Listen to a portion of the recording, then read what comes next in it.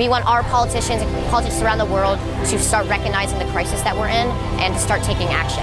We all really care, so why is nothing happening? We need to act now because otherwise it'll be too late and then we're going to screw up the earth for future generations. There'll be nothing left for them.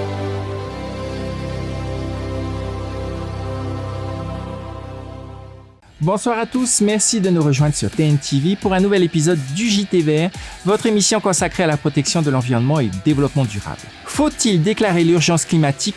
Deuxième partie, la réponse tout de suite, juste après le générique.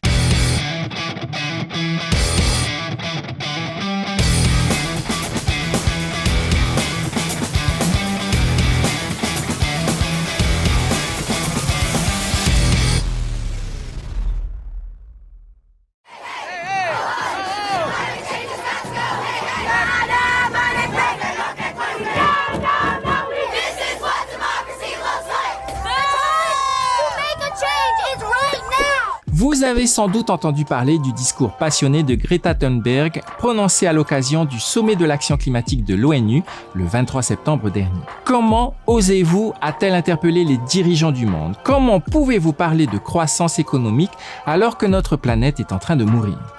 Le discours passionné de la jeune activiste suédoise a encouragé des millions de jeunes gens à travers le monde à se mobiliser pour notre planète, comme nous avons pu le voir dans la vidéo du WWF. D'autres personnes, dirigeants politiques, leaders d'opinion, n'ont pas hésité à critiquer la jeune femme, non pas pour son engagement, mais sur son âge, son apparence ou sa santé. Pourtant, ce qu'elle dit n'est pas nouveau. Le dernier rapport Planète Vivante du WWF indique que notre planète a perdu 60% de biodiversité depuis 1970. Plus de 90% des variétés de cultures ont disparu des champs des agriculteurs. De la même manière, la moitié des races d'animaux domestiques a disparu et les 17 principaux lieux de pêche dans le monde sont désormais exploités au-delà de leurs limites durables. Les faits sont là, les scientifiques sont tous d'accord, il faut agir maintenant. Et c'est peut-être cela qui dérange le plus, c'est que Greta Thunberg a raison. Et en prononçant ce discours historique à la conférence internationale de New York, elle a pointé du doigt dans la direction vers laquelle on voudrait qu'on ne regarde pas. Bonne émission. Le Fatih Haiti en brouette pour le climat s'est déroulé du 13 au 16 septembre dernier. Nous avons la chance d'avoir sur notre plateau une partie de l'équipe, Antoine, Jason et Heymanou, pour nous parler de leur aventure et surtout de leur engagement pour notre Fénois. Place tout de suite à la Team Brouette. Et première question à Antoine et Heymanou, comment vous êtes-vous retrouvés dans cette aventure en brouette? C'est parti, c'est juste parti comme ça. Allez, c'est parti, en brouette, 5h du mat. Moi, tout seul, faire le tour de l'île en brouette, même avec une prise de conscience élevée, je l'aurais pas fait. Maintenant, je me rends compte, je l'ai fait, ouais. Mais grâce à du soutien, grâce au soutien des gens et à l'idée, à cette idée-là. En fait, c'était sur un coup de tête d'abord. Hein. J'ai pu faire 2 semaines de formation en permaculture et c'est là que j'ai rencontré Jason et Mighty et j'ai pu lui dire ce que je pensais, que j'étais à fond avec lui, que s'il faisait des autres actions ou des choses comme ça sur le territoire, moi, il m'appelait et je répondais présent. Mentalement, moralement, c'était fou parce que les gens, ils étaient là derrière nous, ils disaient allez, c'est parti, on avait des familles qui nous attendaient le soir, en plein milieu de la nuit, qui étaient sur le bord de la route, à nous donner des fruits, allez-y, vous êtes bientôt arrivés, tout, c'est bon. Même sur les derniers tronçons, les gens, ils nous klaxonnaient encore, go, go, go, vous allez le faire. Et ça, c'était vraiment super.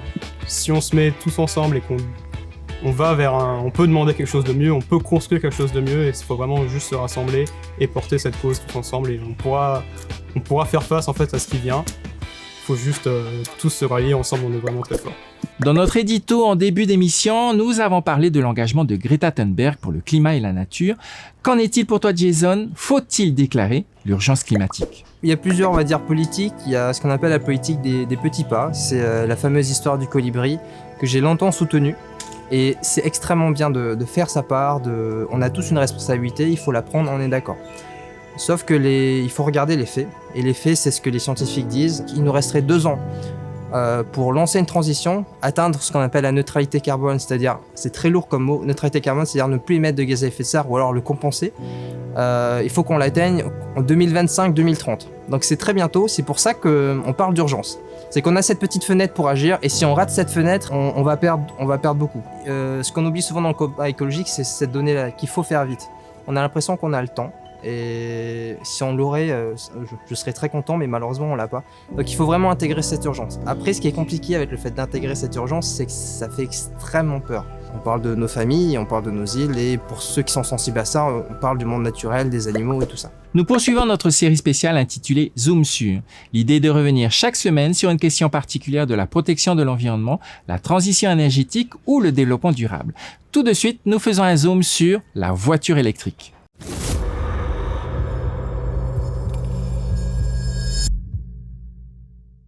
Contrairement à une idée largement répandue, les premières voitures électriques apparaissent au 19e siècle, aux alentours de 1830. À l'époque, elles ressemblaient plus à des carrioles avec un moteur électrique. À partir de 1859, les voitures vont pouvoir se développer avec notamment la création des batteries rechargeables au plomb acide par le français Gaston Planté.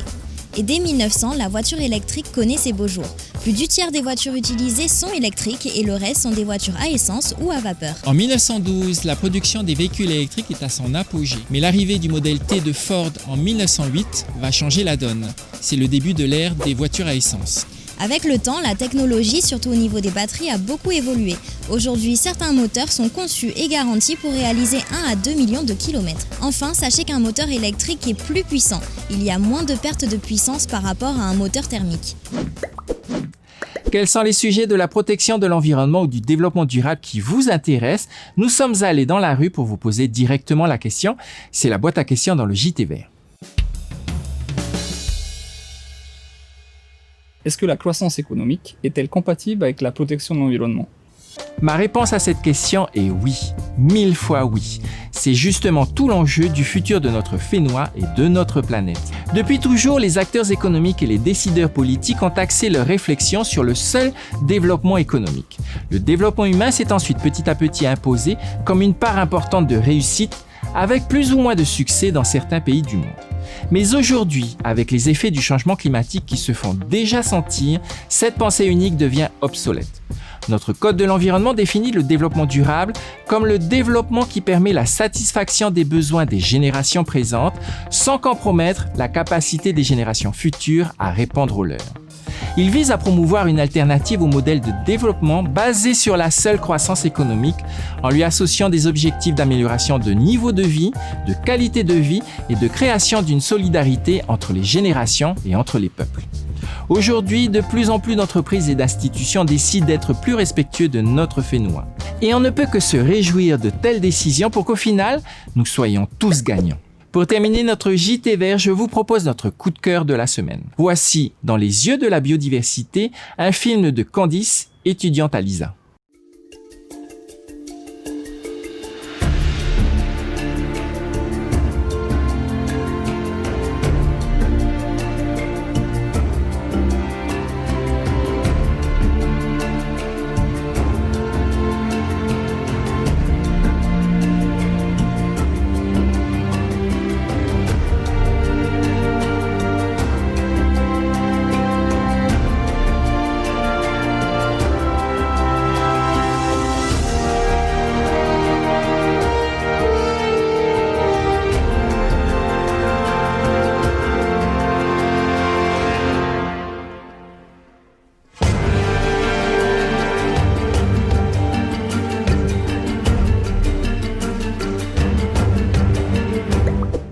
Voilà les amis, le JT Vert est maintenant terminé. Nous espérons que vous avez passé un bon moment avec nous.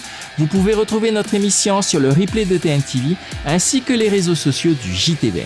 Souvenez-vous que nous avons besoin de la nature. À très bientôt. Au revoir.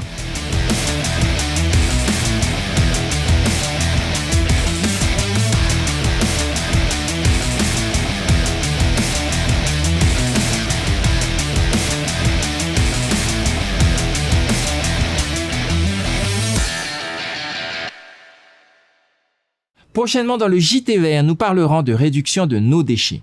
Comment réduire nos déchets qui s'accumulent? Dimanche prochain, nous préparerons ensemble la Semaine européenne de réduction des déchets. C'est prochainement dans le JT Vert.